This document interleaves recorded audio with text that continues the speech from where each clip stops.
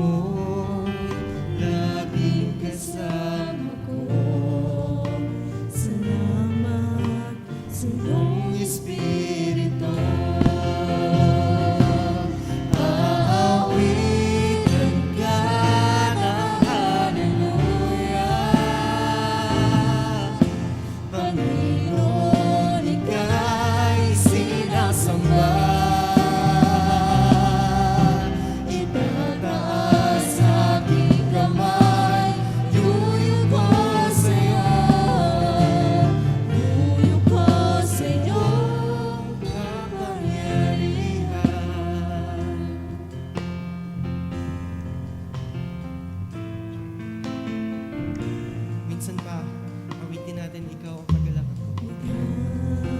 Ang kagalakan ko,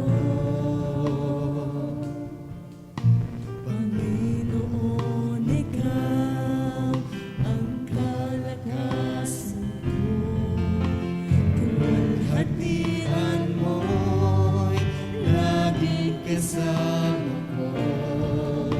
Salamat sa iyong Espiritu. Aawitan ka ng haleluya.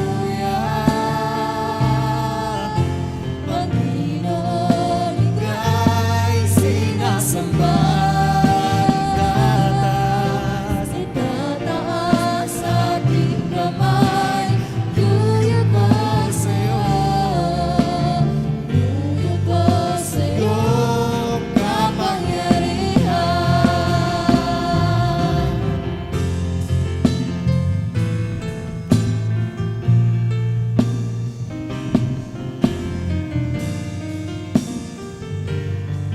Aawitin ka ng haleluya.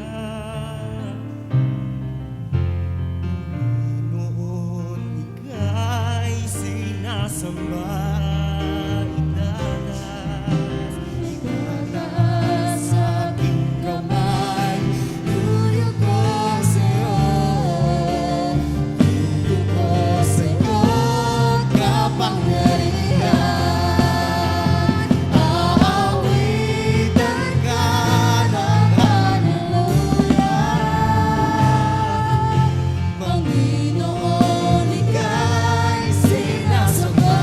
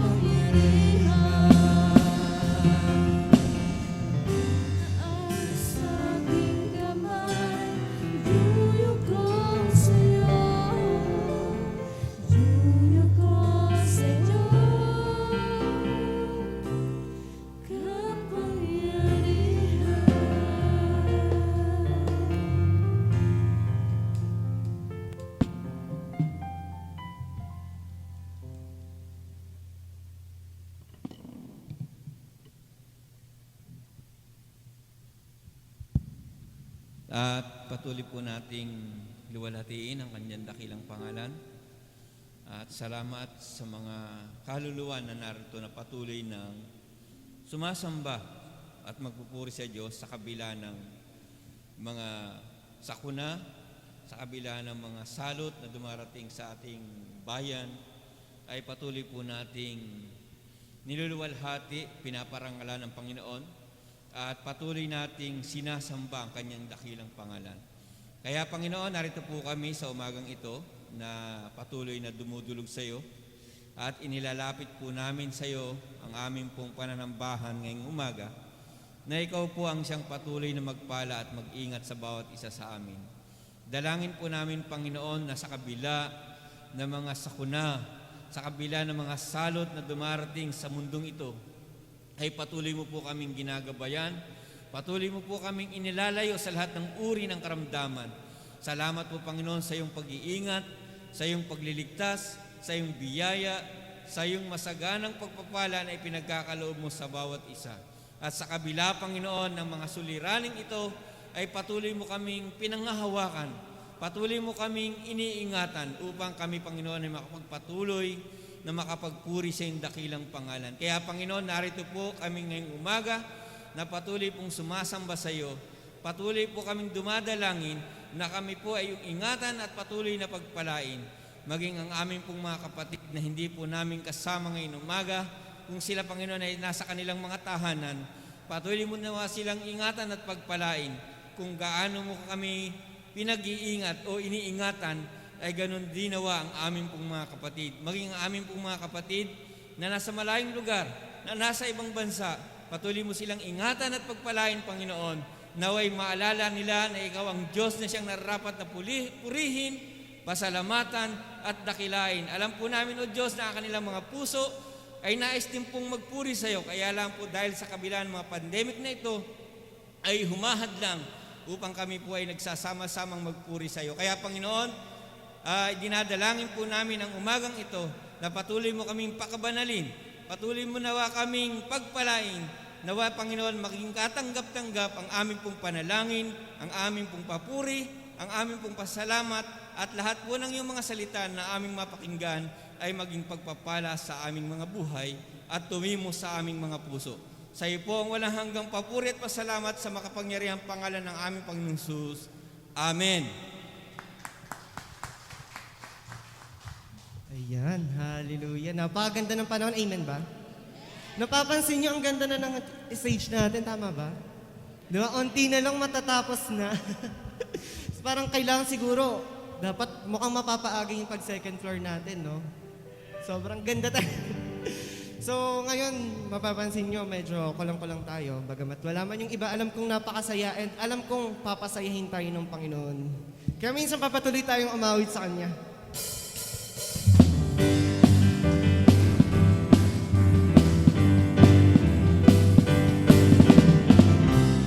Hallelujah.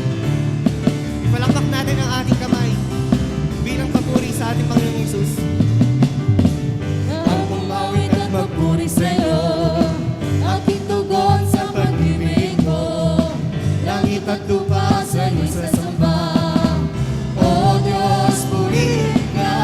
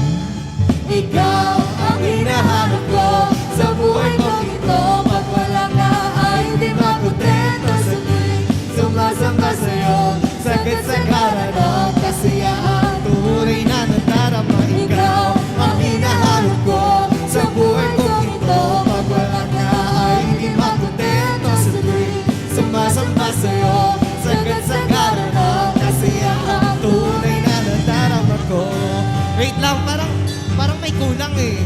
Parang hindi sapat yung pagpapalakpak, hindi lang sapat yung pagpadyak ng paa. Parang gusto ko kayo turuan ng bagong step sa kantang to. Kaya minsan pa, kantahin natin yan. 1, 2, 3. Ikaw Ang hinahanap ko sa buhay kong ito. Pag wala ka ay di makontento sa tuwing sumasamba sa'yo. Sagad-sagad ang kasiyahang tunay na nadarama. Ikaw ang hinahanap ko sa buhay kong ito. Pag wala ka ay di makontento sa tuwing sumasamba sa'yo. Sagad-sagad ang kasiyahang tunay na nadarama ko. Hallelujah. O Diyos, purihin ka, dakila ka talaga. Minsan ba kapatid, sabi natin sa Panginoon, Ikaw ang hinahanap ko sa buhay kong ito. Pag wala ka ay di makontento sa tuwing sumasamba sa'yo. sagad-sagad ang kasiyahang Tunay na nadarama. ikaw ang hinahanap ko sa buhay kong ito. Pag wala ka ay di makontento sa tuwing Sumasamba sa'yo. sagad-sagad ang kasiyahang tunay na nadarama ko.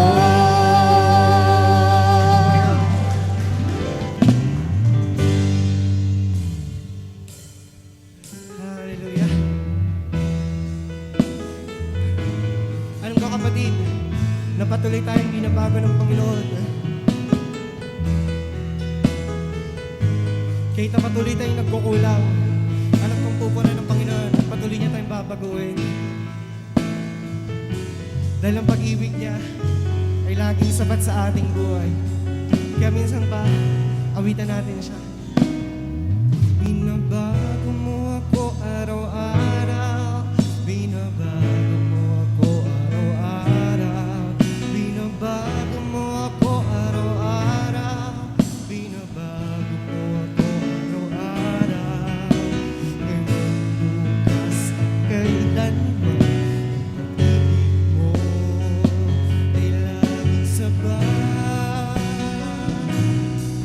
Binabago mo ako araw-araw. Binabago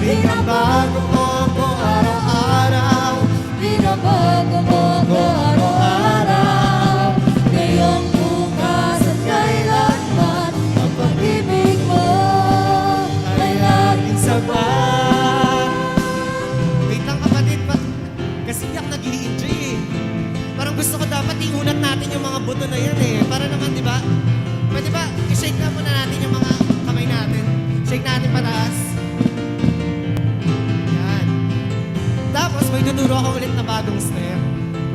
Para eto, madali na lang to kapatid, pag di pa natin ito nagawa, papuri naman natin ito sa Panginoon eh. The best naman yung Panginoon natin, di ba? Bakit hindi natin magawang sumayaw? Habang kinakanta natin yung lyrics sa binabago mo ako araw-araw, ganito yung step. Binabago mo ako.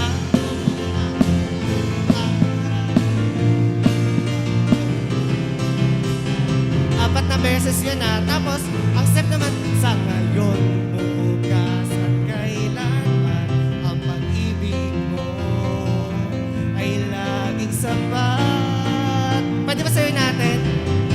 Sige kapatid, sawin natin. Binabago mo ako araw-araw. Araw.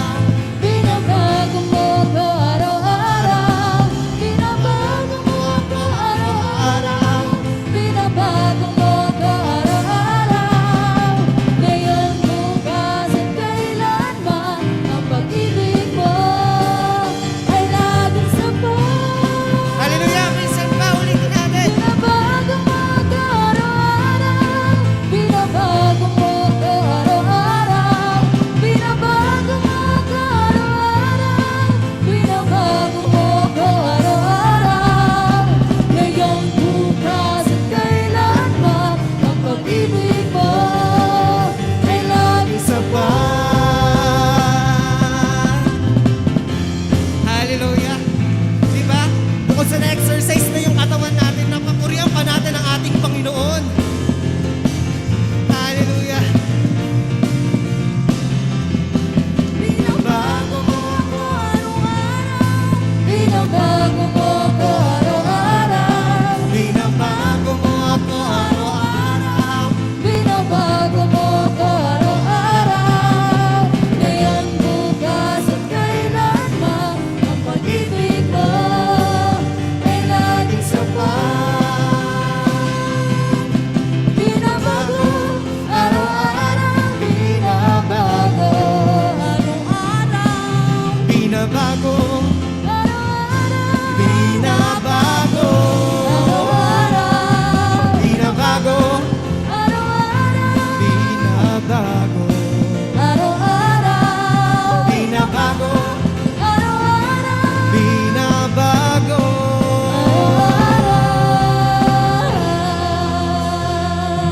Hallelujah!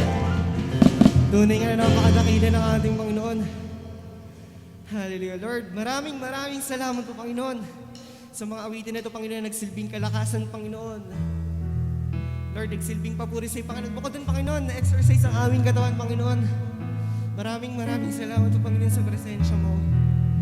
Hallelujah. Dapat lang namin ikaw papurihan at itaas, Panginoon.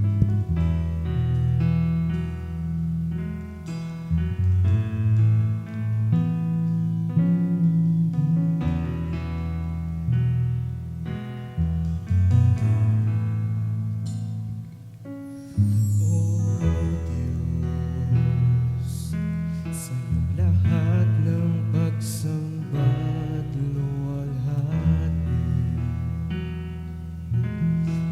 maging ang pinakamainam kong awit ay aawitin sa'yo.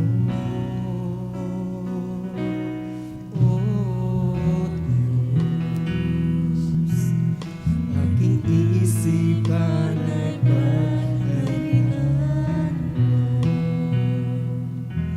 at sa aking puso ay hindi na maglaho langit pag-ibig sa'yo. Ano pa ba ang maihahandog ko liban sa buhay kong nanggaling sa'yo? Kung ano man sa sandaling ito'y nangan at mga bagay na tinuri ko Yaman, ito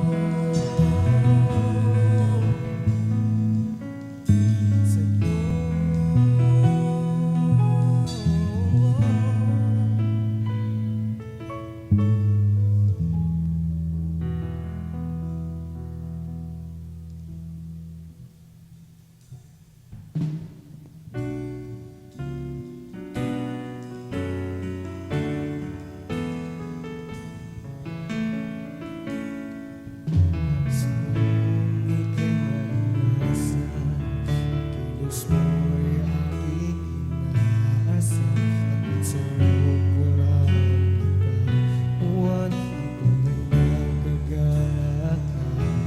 Minsan pa, nais kong ika'y maranasan, nais kong ika'y maranasan. Tibok ng puso ko, ikaw lamang. Pagod sa iyong pagsamba ko'y iaalala. Walang hanggang kitang pupurihin, walang hanggang sasambahin. Kung laman ng puso kong ito ay mamalagi sa'yo. Walang hanggang kitang pupurihin, walang hanggang sasambahin. Kung laman ng puso kong ito ay mamalagi sa'yo. Nais kong ika'y maranasan, ang puso ko'y ikaw lamang. Ngayon, bukas at kailanman, saan pa ko iaalala?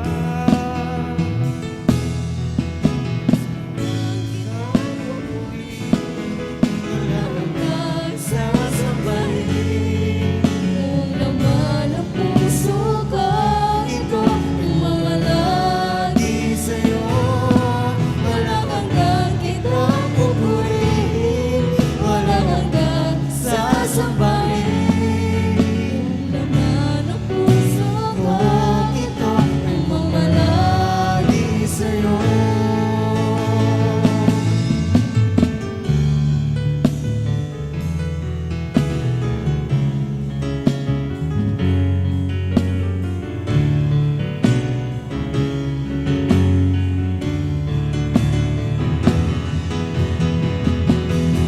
Walang hanggang kitang pupurihin, walang hanggang sasambahin.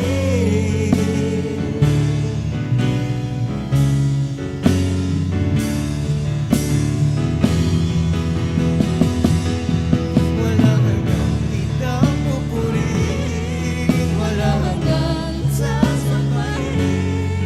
Kung laman ng puso ko, ito ay mamalagi sa'yo.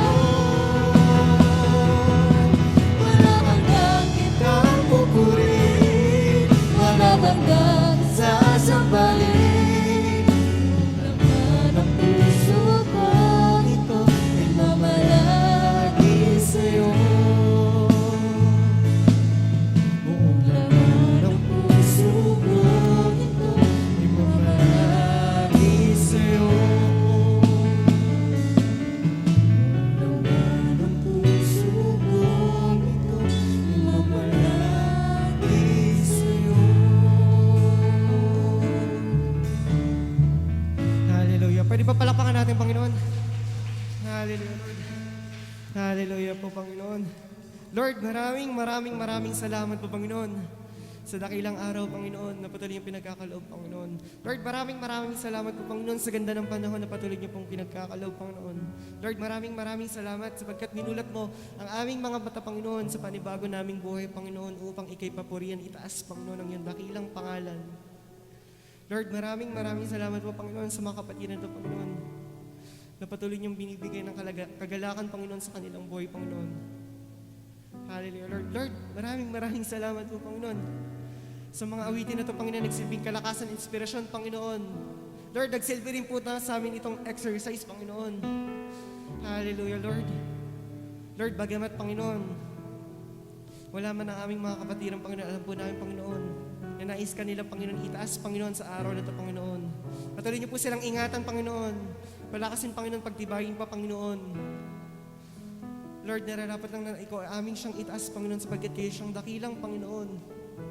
Kayo siyang hari ng mga hari, Panginoon. Diyos naming manggagamot. Diyos naming mapagmahal.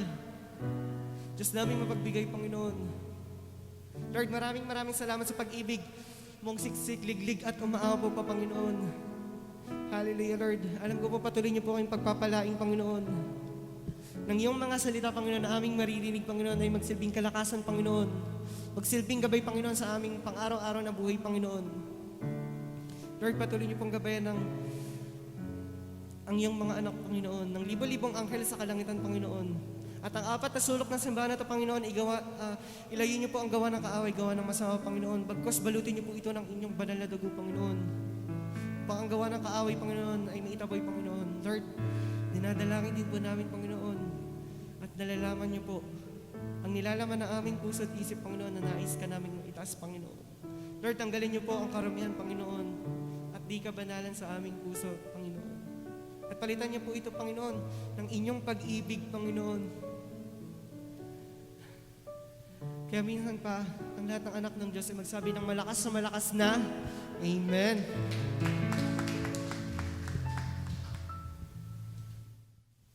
Praise God. God is good. And all the time, God is good. Okay. So, napakabuti po ng Diyos. Alam niyo po, sabi nga nung iba, kung bakit daw meron na tayong vaccine, ay mas dumadami yung COVID. Parang sinasadya, ano? Pero parang sinasadya ng kaaway na talagang takutin yung mga tao, no? At marami pong namamatay. So nakalimutan ng ibang sakit. Ang alam na lang ng tao na sakit ay COVID. Okay? Kumbaga yung mga ordinary, yung mga sakit na heart attack, yung mga iba-iba pang mga karamdaman na mas nauna kita sa COVID ay parang nabura. Alam niyo kung bakit? Ang ginagawa ngayon ng mga ospital, yung mga sakit na hindi COVID, inaalis sa ospital, inilalabas. Kasi ang ipinapasok yung may mga COVID. Eh saan kaya dinadala, no? Baka merong ibang lugar na pinagdadalan doon sa para hindi sila mahawa. So yung takot yung patuloy na inihahasik ng dyablo sa puso ng isang tao. So, sa mga Kristiyano, sa mga anak ng Diyos, ay ang sabi ng Panginoon, huwag kayong matakot. Kasi meron talaga tayong dakilang Diyos na nagpapalakas sa ating pananampalataya. Okay? Huwag kayong matakot sapagkat ang mga bagay na yan ay sa lupa, pangkaraniwan lang sa akin yan, sa Panginoon. Pero sa tao, siyempre, tao tayo. Pero alam natin na merong Diyos na nag-iingat sa atin.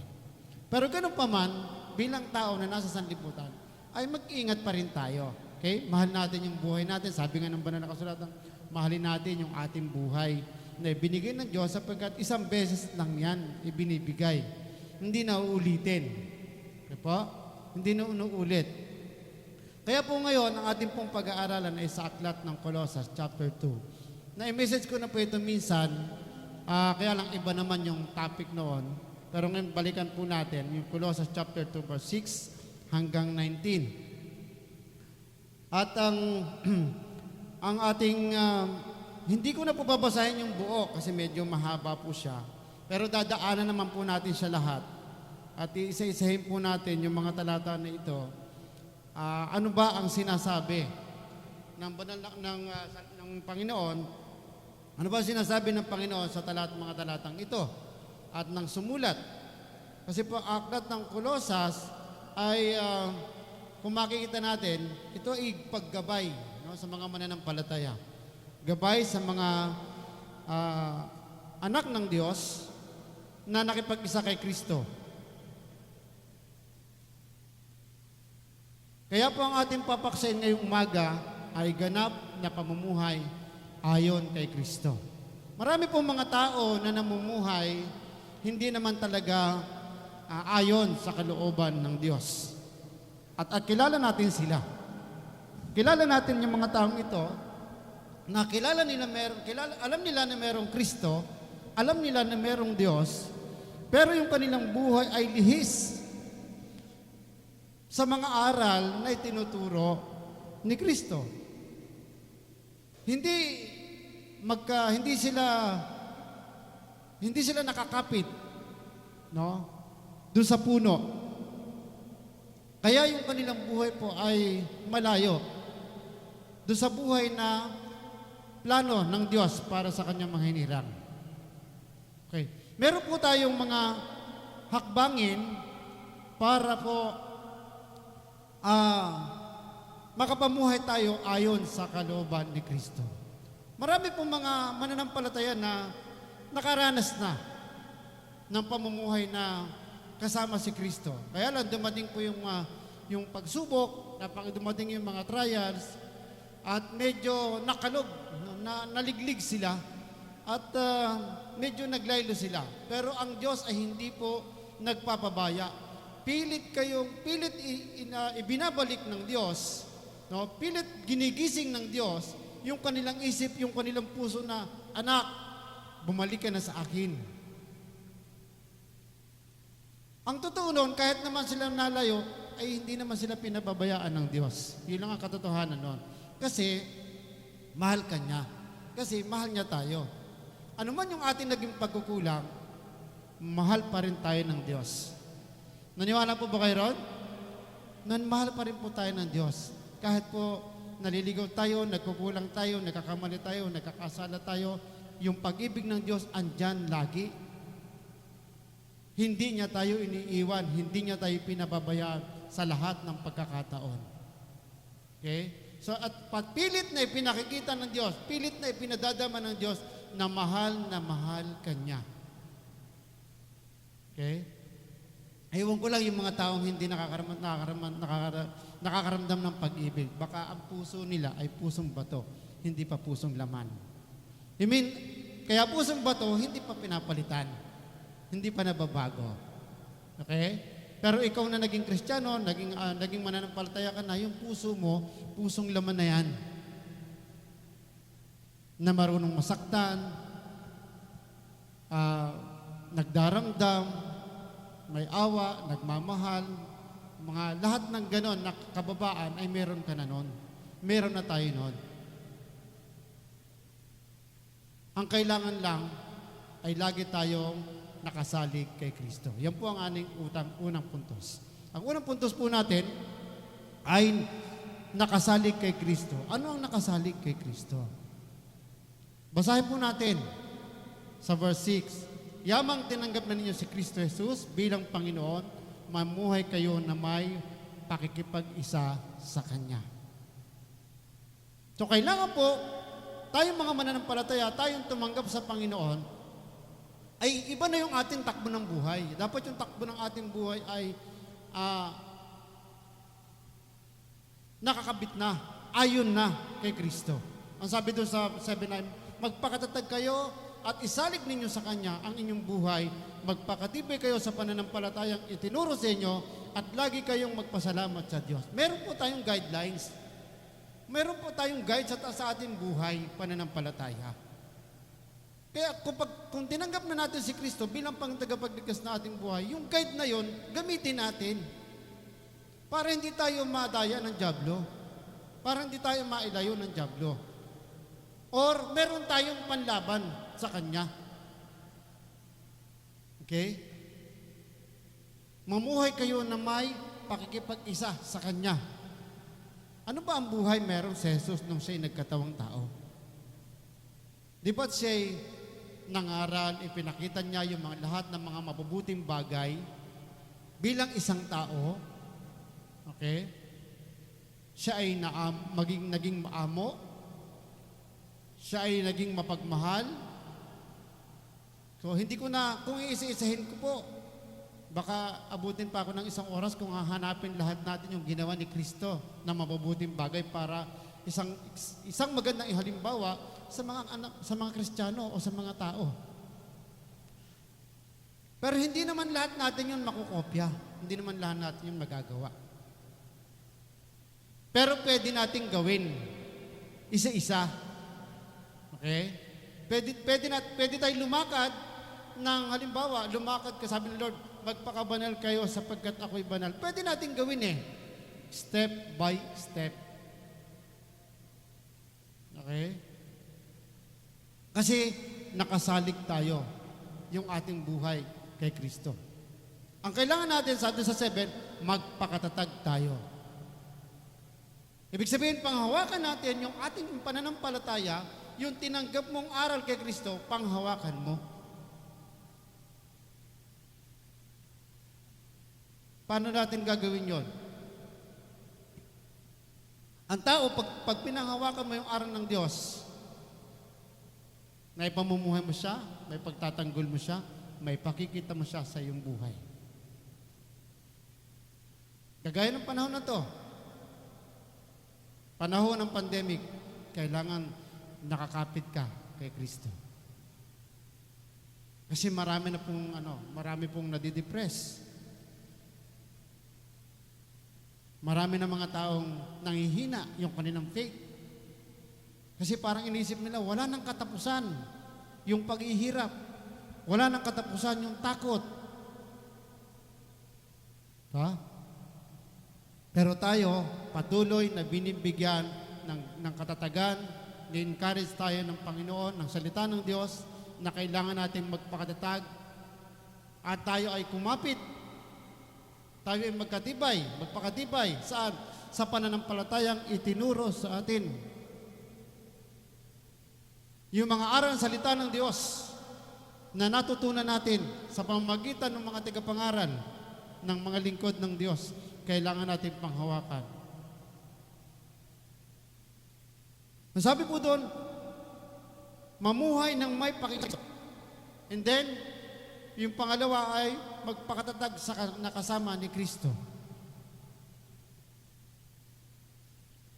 Kailangan lagi nating kasama sa Kristo. Huwag tayong bibitaw, huwag tayong lalayo. Ano sabi ng Panginoon? Ako ang puno ng ubas. Okay? Kung kayo hiwalay sa akin, wala kayong magagawa. Kaya kailangan lagi tayong nakakapit o nakakabit sa puno ang ating Panginoon. At pangatlo, sabi po doon, magpakatibay sa pananampalatayang itinuro sa inyo. Yun po yung ating isang magandang guideline sa ating buhay pananampalataya. Ito ang kagandahan po sa mga anak ng Diyos, no? Dahil hindi nagkukulang na tayo ay palalahanan sa bawat araw o sa bawat buhay na ating ginagalawan. Pangapat, lagi kayong magpasalamat sa Diyos. Bakit ko isinama na lagi kayong magpasalamat sa Diyos? Dahil anuman yung dumating sa buhay ninyo, anuman dumating yung hirap, anuman dumating ng pagsubok, okay? O anuman trahedya na dumating, alam natin na kasama natin ang Diyos. Minsan ang tao, pagka dumarating yung time na parang hindi niya nakaya, nakakalimutan niya na merong Diyos. Yung iba naman, na hindi talagang lubos kilala si Kristo, sisisihin pa nila ang Diyos. Ha? Nakarinig na ba kayo ng ganon? Sinisisi nila ang Diyos? Maraming taong ganon. At saka yung reklamo na, bakit ako pa? Yan. Bakit ako pa? Marami naman dyan. No? Magdadamay pa.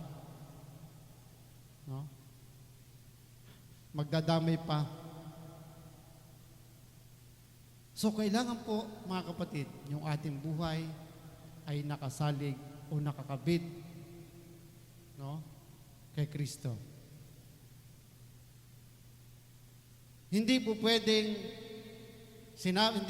sabihin, Kristiyano ka o anak ka ng Diyos, pero hiwalay ka kay Kristo.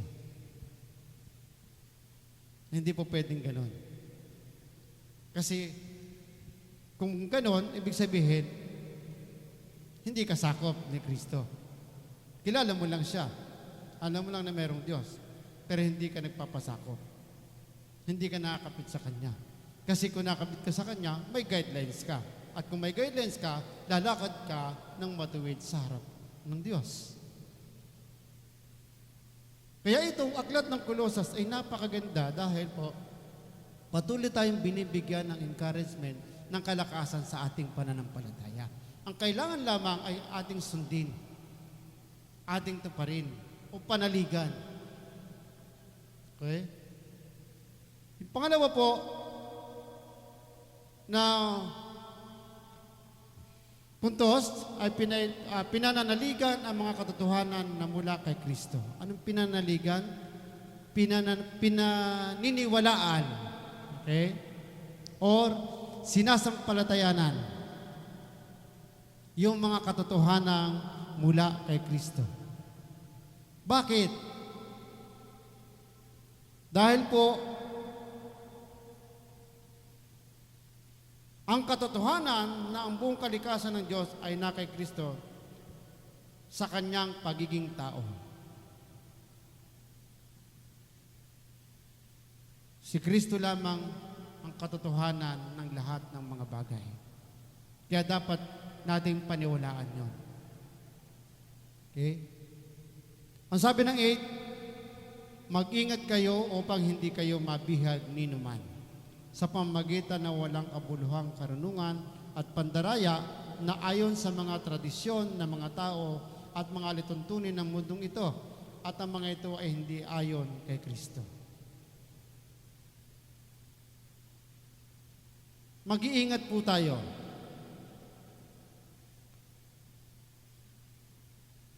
Tanging kay Kristo lamang natin ibigay. Tanging kay Kristo lamang malalaman itong mga katotohanan na ito.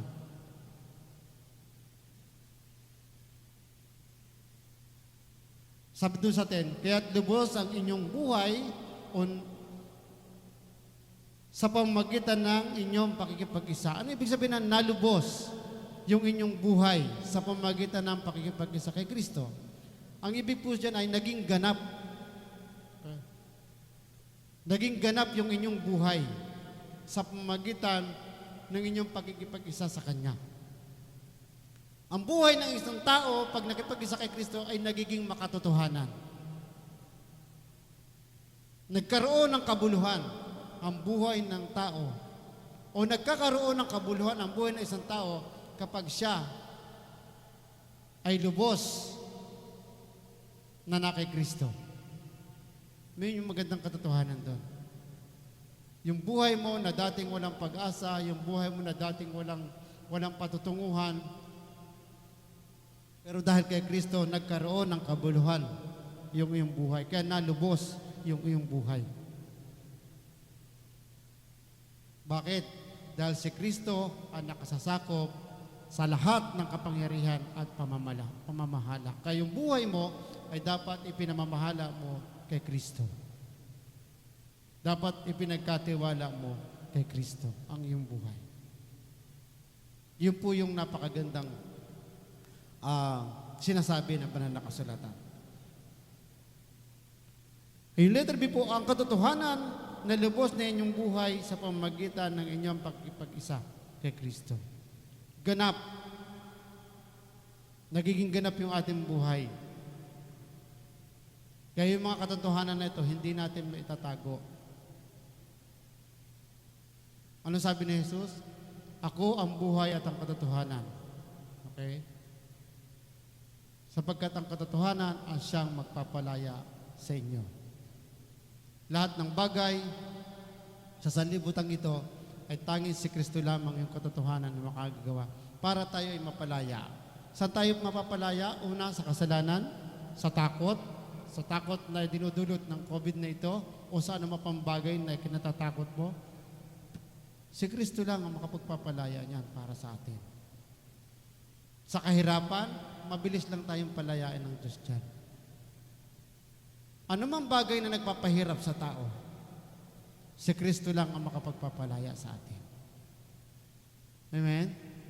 Si Kristo lang. Wala nang iba. Kaya dapat nga yung ating buhay ay laging nakakonect sa ating Diyos. Okay? Ang totoo, nakakonect naman talaga tayo dahil nakipag-isa tayo sa Kanya.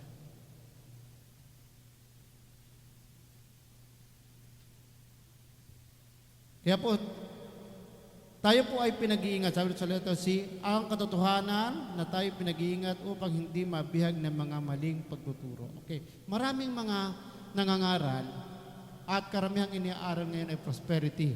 Puro prosperity ang pinangangaral nila, pero hindi nila pinangangaral yung pagkatapos mo, okay? Laging itinatanim sa isip ng tao ay yung pagpapala. Okay? Laging blessing ng Diyos na material, yung itinatanim na mga ngaral sa tao. Hindi talaga paglagong espiritual. Minsan pumunta kayo sa mga ibang mga church, mag-observe kayo. Mag-observe kayo. Kadalasang itinuturo nila ay yung blessing na material na mula sa Diyos. Hindi talaga nila ipinangangaral yung pagiging tunay na anak ng Diyos, yung paglakas ng pananampalataya sa Diyos, okay? Yung katiyakan sa mga bagay, okay? Sa mga bagay na para sa kalangitan. Kasi yun naman po ang yun naman po ang purpose ni Jesus Christ nung siya ay pumunta sa sanlibutan ito, na ipaalam yung mga bagay na nandoon sa langit. Yung mga bagay na nasa lupa na ibinigay sa atin, pansamantala lamang itong mga ito. Ang pinagsisikapan dapat ng mga anak ng Diyos ay yung pagiging mamamayan doon sa langit. Kaya po meron tayong church, meron tayong pangangaral dahil ipinangangaral natin, ano ba ang buhay para na sa langit? Meron naman nagsasabi na ang buhay sa lupa ay sapat na yung kumain ng 3 beses isang araw, nabibili mo yung gusto mong bilhin, okay? Hindi mo na kailangang bilhin pa yung Pilipinas, o kaya bilhin mo yung kung alin yung gusto mong bilhin, bumili ka ng eroplano, o kaya bumili ka ng barko. Hindi na kailangan yun eh. Kasi iiwan naman lahat yun. May iwan lahat yun. Kaya tayo nandito sa lupa, kaya tayo nandito sa church, nag-aaral sa salita ng Diyos, pinag-aaralan natin yung buhay para sa langit. Tayo, inihahanda na tayo ng Diyos dito sa lupa. Ano itong sinasabi dito sa ating pinag-aaral sa letter C? Ang katotohanan na tayo pinag-iingat upang hindi mabihag ng mga maling turo. Maraming mga maling turo tungkol sa pamumuhay Kristiyano. Maraming maling aral tungkol kay Kristo. Okay? Kung unang talagang maling aral na tinuturo, itong tinutukoy dito, iyan yung mga kinagis ng aral. Yung mga kinagis na natin na hindi nakabatay sa mga turo ng Diyos, sa turo ni Kristo. Yan yung mga pamahiin ng mga matatanda nung araw. Yung mga ipinagbabawal, yan ang tinutukoy po dyan.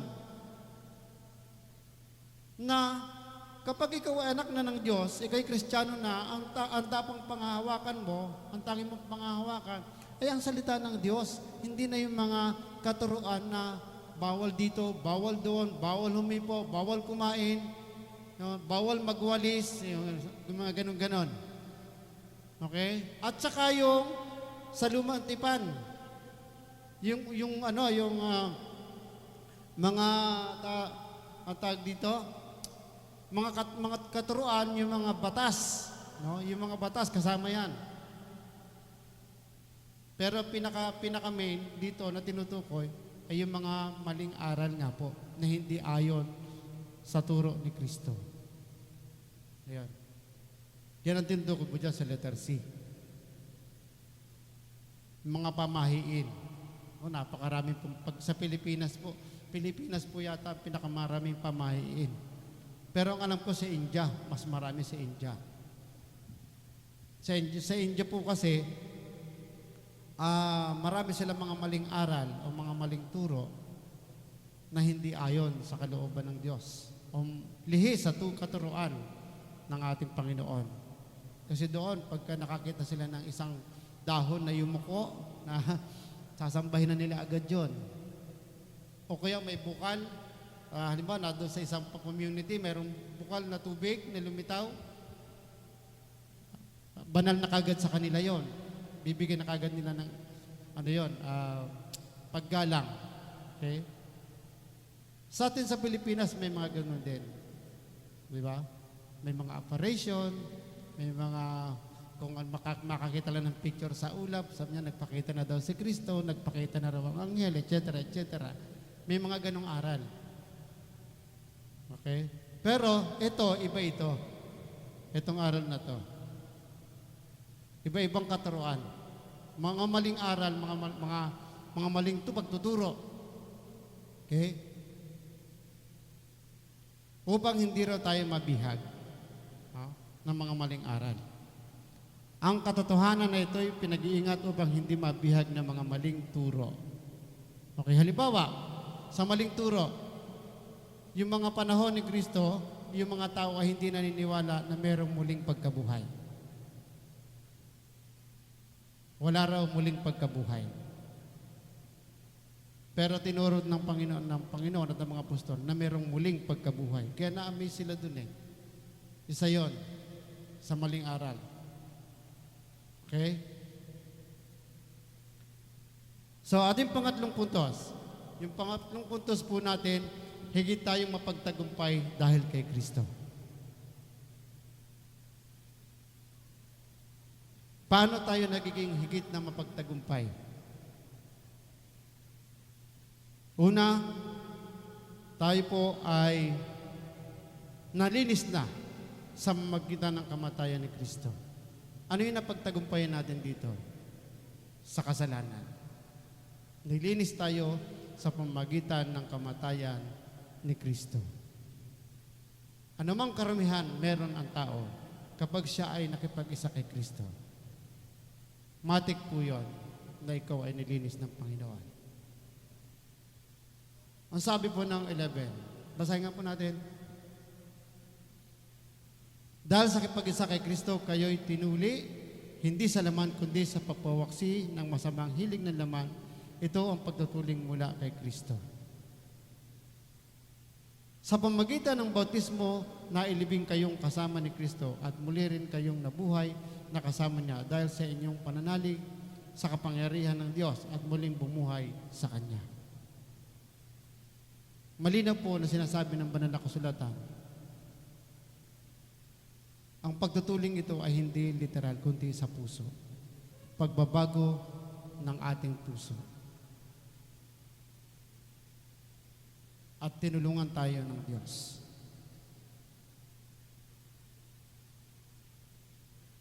Dati tayo ay patay sa kasalanan, pero tayo ay nabuhay sa pamamagitan ni Kristo. Sa pamamagitan ng muling pagkabuhay ng ating Panginoon. Yun po yung sinasabi ng verse 12.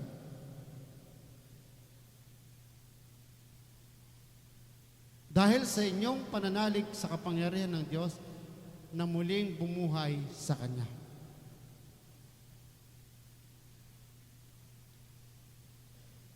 Parang ang ganitong mangyayari. Dati, iniisip mo ang buhay mo ay walang pag-asa. Pero nung dumating sa buhay mo si Kristo, nagkaroon ka ng pag-asa. Yung dating patay sa kasalanan, na dumating si Kristo sa buhay niya, nanalig siya kay Kristo, nagkaroon siya ng pag-asa. Nang muling pagkabuhay at buhay na walang hanggan. Dalawa pong pag-asa yon. Okay? Nilinis na po tayo sa pamamagitan ng kanyang kamatayan o kamatayan ni Kristo. Malawa ay pinatawad na ang ating mga kasalanan. Makita po natin sa 13 hanggang 14. Kayo'y dating patay dahil sa kasalanan kayo mga hintil. Hindi saklaw ng pagtutuli ayon sa kautusan at binuhay ng Diyos na kasama ni Kristo. Pinatawad niya ang ating mga kasalanan. Alam niyo na po kung ano yung ibig sabihin ng hintil. Ang mga hintil po ay hindi bayan ng Diyos. Hindi sa kanila dumating ang unang kautusan. Pero dahil kay Pablo, na nangaral, pumunta sa bayan ng mga taong hindi naniwala kay Kristo, no? Kaya nagkaroon, wala na tayong pagkakaiba, Hudyo man o Grego o hintil man, isa na tayo sa paningin ng Diyos. Diba? And then sabi sa 14, pinawalang bisa ang lahat ng naisulat at alituntunin laban sa atin, pati ang mga Pananagutan kaugnay nito, pinawin niya ang lahat ng ito nang ipako siya sa krus.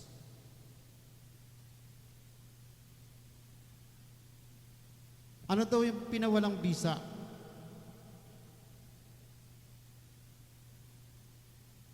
Brother Jael, nawala.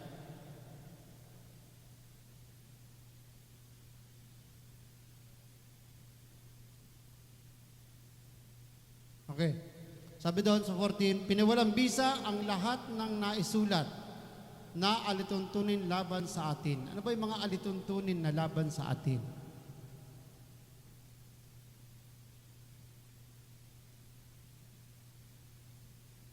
Pati daw yung mga pananagutang kaugnay nito, pinawi niya ang lahat ng ito nang ipako siya sa krus. Lahat ng mga bagay na ginagawa natin na hindi ayon sa kalooban ng Diyos, mga masasamang bagay, mga masamang ginagawa ng tao, o mga kung ano-ano pa mga bagay na hindi kaugnay sa kalooban ng Diyos, no? Kasama na pong ipinako yun sa krus.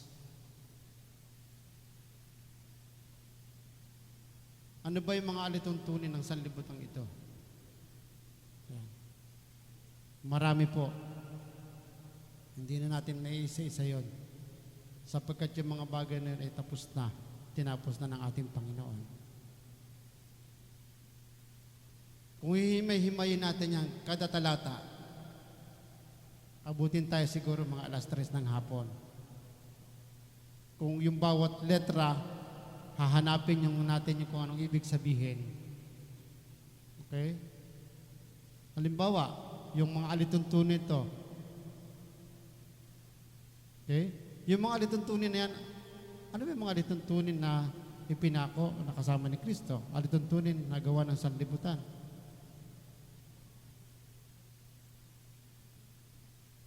Anong pinawalang bisa? Pinawalang halaga. Okay po?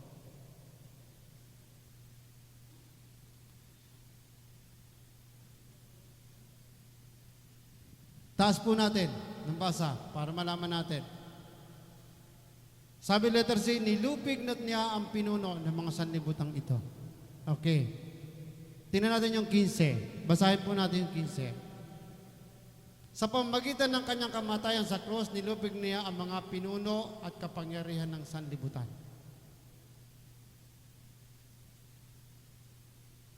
Ang mga ito ay parang mga bihag sa kanyang pinarada sa madla bilang katunayan ng kanyang pagtatagumpay. Sino yung mga pinuno at kapangyarihan? Ano yung mga tinatawag nila mga pinuno at kapangyarihan na yan? Sila yung mga mandaraya ng mga tagapagturo ng mga maling aral, okay, na napagtagumpayan ni Jesus Christ. Ano po yung pang-apat natin? Huwag nang paalipin sa mga maling aral, hindi ayon sa turo ni Kristo. Okay? Ano po yung mga maling aral? Na huwag na daw tayong paalipin dito sa mga maling aral na ito na hindi ayon sa turo ni Kristo. Basahin po natin yung 16. Una, dito sa sinasabi po sa huwag na po natin paalipin sa mga maling aral na hindi ayon sa turo ni Kristo. Bakit? Dahil hindi sila nagpapasakop kay Kristo. Kaya sabi doon sa 16, kaya't huwag na kayong magpasakop sa anumang alituntunin tungkol sa pagkain o inumin. Okay? Tungkol sa mga kapistahan sa bagong buwan o araw ng pamamahinga. Dati, itong mga ito, nung hindi pa tayo mananampalataya, ginagawa natin ito. Naalala ko nung araw sa probinsya, pagmahal na araw, meron kaming, may tinatawag kaming Flores de Mayo. Okay?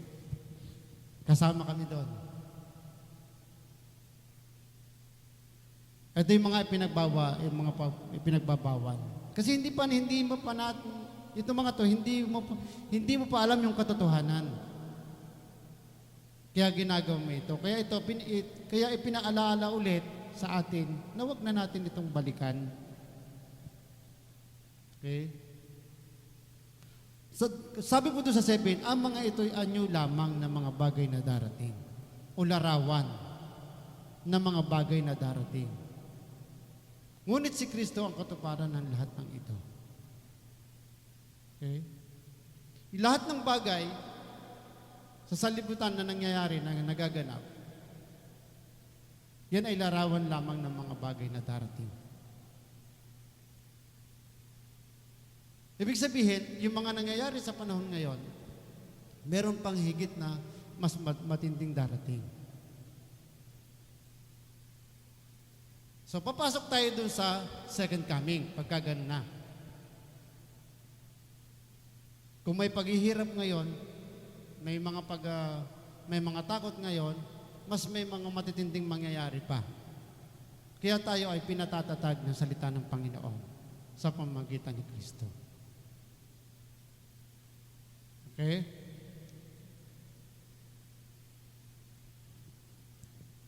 Sabi po sa aking puntos ay huwag nang paalipin sa mga maling aral na hindi ayon sa turo ni Kristo. Bakit? Una, dahil hindi sila nagpapasakop kay Kristo. Pangalawa, huwag na kayong padaya sa taong nag-aanyong mabuti. Marami nangangaral na akala mo ang kanilang inaaral ay parang kabutihan. Yung pala ay dadayain ka lamang o ililigaw ka lamang. Okay? Yan sabi sa verse 18. Huwag kayong magpatangay sa mga nagpapakita ng maling pagpapakumbaba. Okay, nag-aanyong mabuti, o nag-aanyong mabait, o sumasamba sa mga anghel. Ipinagmamalaki nilang sila'y nakahihigit sa inyo dahil sa kanilang mga pangitain. Ngunit ang totoo, nagyayabang lamang sila dala ng kanilang isipang makalaman. So, hindi talaga makalangit yung kanilang tinuturo. Kaya ang sabi dyan, huwag kayong magpatangay o huwag kayong magpadala sa mga maling aral na ito.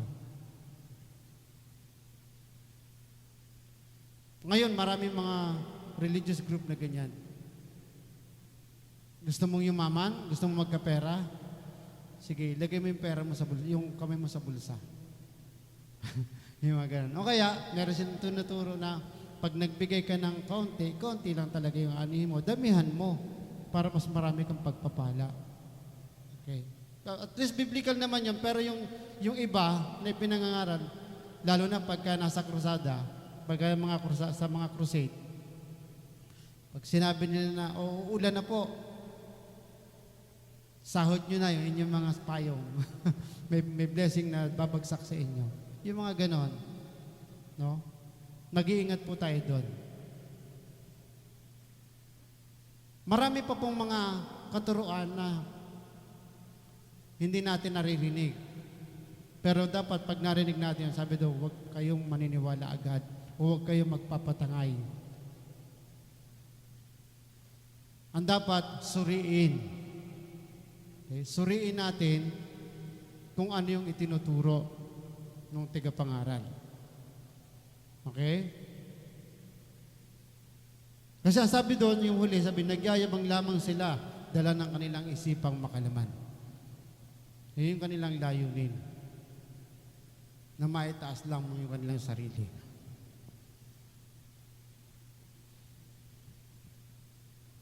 Next. Iwanan na ang kinagis ng aral na hindi nakalulugod kay Kristo. Ano ba yung mga kinagis ng aral na hindi nakalulugod kay Kristo? Kanina binasa na po natin ito. So, sa 16:17. Basahin nga po ulit natin yung 16:17. Sabi doon, kaya't huwag na kayong magpasakop, magpasakop pa sa anumang alituntunin tungkol sa pagkainumin, tungkol sa mga pistahan o bagong buwan o araw, pamamahinga. Ang mga ito itong mga ito ay anyo lamang ng mga bagay na darating, ngunit si Kristo ang katuparan ng lahat ng mga ito. So, ibig sabihin mga kapatid, dito sa aklat ng Kolosas, binibigyan naman po tayo ng guidelines at ipinaalam sa atin na tanging kay Kristo lamang tayo makaasa. Ang lahat ng bagay na ito ay tanging ang Diyos lamang ang siyang makagagawa sa buhay natin, sa ating pananampalataya. Tinutulungan tayo maging matatag, maging malakas, no, yung ating pananampalataya. Na dapat ang buhay natin, ang pananampalataya natin ay laging nakasalig kay Kristo. Yun lang po ang doon. Yun lang po ang pinakamalinaw doon. Na tanging kay Jesus lamang tayo makaasa. Okay? So sana po ay meron tayong napulot na aral sa umagang ito sapagkat napakahalaga po na ang ating buhay, ang ating pananampalataya ay kay Kristo lamang natin iniaasa. Wala ng iba. Wala tayong magagawa sa ating sarili malibang tayo o malibang kasama natin ang Diyos sa ating buhay.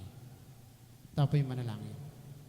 Panginoon, salamat po sa umagang ito na pinagkaloob mo sa amin at pinalala mo po sa amin ang mga bagay na ito na tanging kayo lamang o Diyos ang siyang makatutulong sa amin.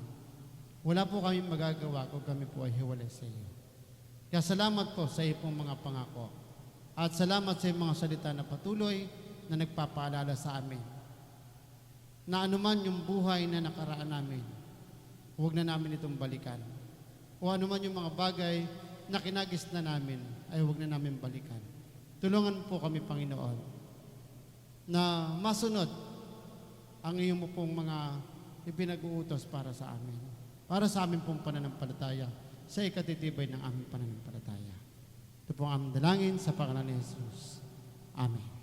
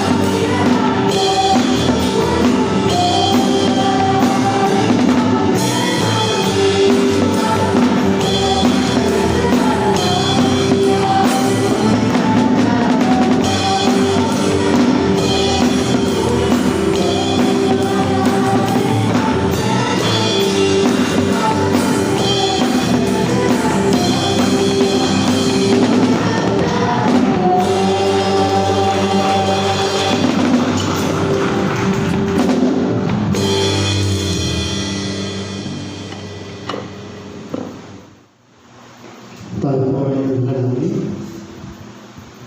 Manaming Diyos na mapagandaan sa lahat.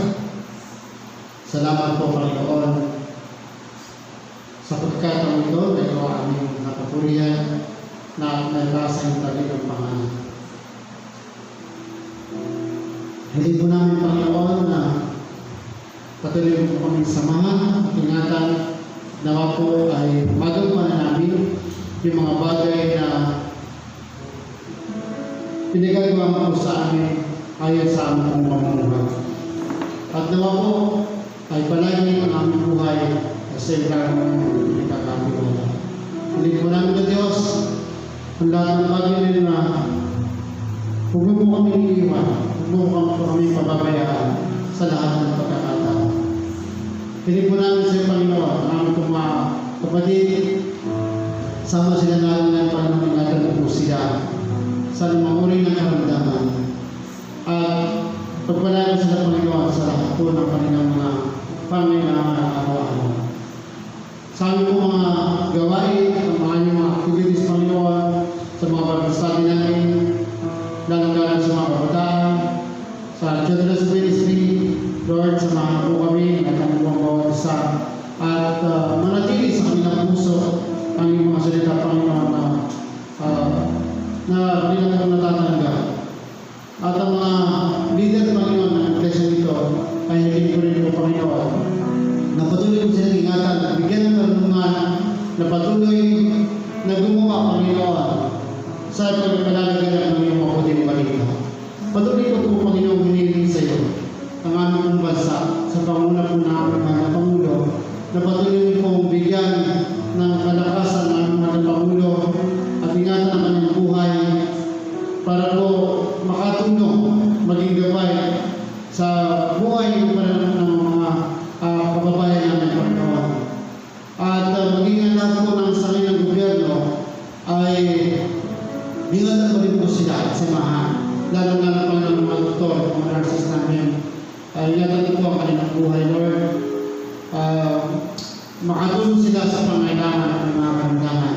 At ganun din po, sa lahat po ng inyong mga lingkod, yung po mga hinira, ay ingatan pa rin po sa kanilang patuloy na pangangalan ng iyong mabuting balita. Kaya po, sa iyo po namin ipinagkakatiwala ang mga bagay na ito. Ngayon, naman po, pagpapalang ito ay sumaming lahat sa pangalan ng Ama, ng Anak, at Espiritu Santo. Amen.